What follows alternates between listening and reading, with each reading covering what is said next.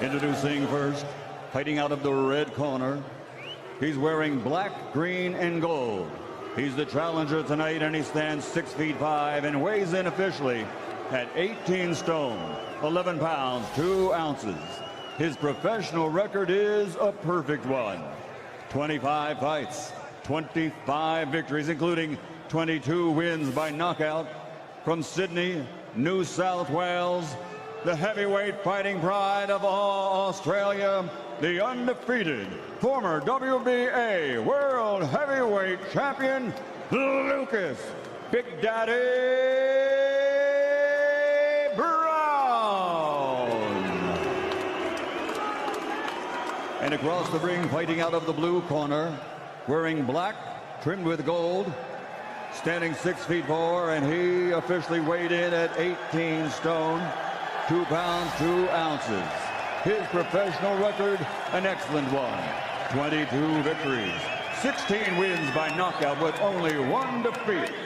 From Brixton, London, England, the reigning and defending WBC Silver Belt Heavyweight Champion, Dillian, the Body Snatcher Whyte. Boxers, I'm the referee. I spoke to you both in the dressing room. Obey my command at all times. You both know the rules. What's the heads? Keep them punches up. And when I shout break, you break clean. And remember, to defend yourselves at all times. Shake hands. In most instances, so Dillian Whyte just up top. the body punches, because of course, body punchers always risk. When I feint, where does he go with his hand? To the degree that they're scoring, I would have to say Whyte. That Browne, but it applies to both fighters. Neither is really, but Browne is a nice win those fights. Strategically now and working on that cut. On their right hand, landing in the vicinity, his weight, his big right hand. There are two looking back at Roy Jones's knockout of Virgil Hill the other night, and it reminded me that the right hand of the body can be just as effective. Particularly, and we mentioned there's an inviting target there. Focusing on, because he's been dominating. The way Whyte throws those punches, that right hand. I don't know if it's torque or the way he's just heavy-handed. He makes contact, and that helps, and would otherwise be the case. I think you're right about that, and he's for the right hand. Left hand body shot by Whyte, and there's a hard right hand. There it is. Sweat was, and he found the range with the jab, and this time put to crank up the punishment and put himself in the position of Lucas Browne. And Browne has the right idea there. He's being outclassed so far. The blood is flowing. He's getting hammered, so he's throwing caution to the wind a little, or at least 30 seconds ago. And that body shot was enough to show you were business in the ring. Trying the right hand now around Dillian Whyte's glove, and then I mean, if Dillian Whyte doesn't get hit with anything stupid, can you win in such a way that makes people say, you know what, he can pull the top of the division? That's the kind of performance so far by Dillian Whyte tonight. Well, meanwhile, Lucas Browne has bloodied Whyte's nose as this scene in the last minute from Browne, as he tries to stay in the fight, has done some damage. Dillian Whyte now blowing pounds with a big right hand, decides I'm just going to come forward. Him is when he has an advantage, he's not content to sit back. He's pressing it. There's the right hand. Good left hook to the body. Follows up with the left hand. That misses, but the right hand lands. None of those devastating, except maybe the hook to the body was a nice. All that Vaseline, the referee has an obligation to take off a lot of that Vaseline. So, you know, what I'm saying is that Lucas Browne, but not a whole lot. 3-0, Dillian Whyte. Who is, I am told, a British veteran referee. I can't see him before. He's the one who should be watching. We're calling for the stoppage of this fight because he is taking a beating. That was a thunderous right hand from Dillian Whyte. Good. But that sounds... who understands that this is a hard business. Certainly he, at this point, doesn't want the referee to, regardless of how much blood is coming out of his left eye. The corner would maybe feel, you know, we're going to land this big right hand. That's not good.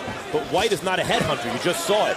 But he's still going down to the body and hurting him there. Right, and I want to get back to the moves. If his opponent's just going to go upstairs to slip shot. Back to the point that Harold made about too much Vaseline. The blood is flowing as though a spigot has opened on the left side of his face. And now, in spite of any power Browne might have, in spite of how brave he may be or his corner may be, the ref has to take a good hard look at this because he is being clobbered upstairs by a 250-pounder who is landing everything and cleanly. His face is a bloody mess. It's starting to be less coordinated, and the blood is flowing out of his eye. It looks like out of his nose, through his mouth. Full-scale target practice for Dillian Whyte, but it is target practice with the right hand up. The only hope, if you're in Browne's, maybe Whyte punches himself. Practice yet, boy, if it's not, it's the next thing to it, Jim. It's pretty close. Maybe he's so emboldened that he gets long flight back to Australia, and he'll have to face the question of. And to put it another way, if he was something like a 2-to-1 favorite to start the fight, what would the odds be at this moment?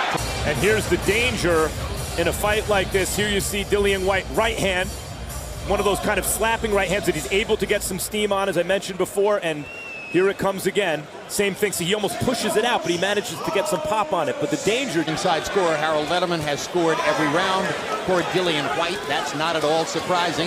He's been more accurate, he's been more active, and he is turning Lucas Browne's face into a bloody pulp. There again, another glob of Vaseline flies through the air. Browne is down and out after a left hook. Finally, Whyte goes to a neutral corner, and the referee stops the fight. Medical staff rushing into the ring as that was a thunderous left hook and appears to have knocked Lucas Browne unconscious. And the way they're rolling him right now, it's dangerous for his left arm. It's under his body in such a way where they can't roll him on his back without moving it. Actually, it's his right arm. Sorry, his right arm. Excuse me, his right arm. Is under his body and behind his back. And you're 100% correct. There's no way to roll him in that particular position without risking a dislocation of the shoulder. And so we get a, if not star-turning performance, a statement performance by Dillian Whyte. But the question is, Jim, as we've been talking about the last couple rounds, was the slim possibility that Browne could somehow land a miracle punch worth this right here? And if you're evaluating what Whyte did tonight, the question is, did he beat a fighter or a heavy bag? It was simply an easy outing for Dillian Whyte. And there's that thunderous left hook that knocked Lucas Browne cold. Watch it again. Grazing right, thunderous left, and that put Lucas Browne to sleep. And as soon as he landed the shot, Dillian Whyte knew that he had something to celebrate and began dancing wildly around the ring. You have to give Dillian Whyte credit, too, and he's concerned about Lucas Browne. He's coming over there, and there was bad blood before this fight. He's checking on Lucas Browne. You have to give Dillian Whyte credit. He came out, he knew his opponent was finished, and he looked to get him out of there. But, Jim, he was also giving the ref and Lucas Browne's corner an excuse to stop the fight. Just by ramping up the activity and throwing with a little more mustard, he was giving them the excuse to stop the fight. They were not going to stop this fight in Lucas Browne's corner until he was flat on his back, and that's exactly what happened, and that's probably not the best policy.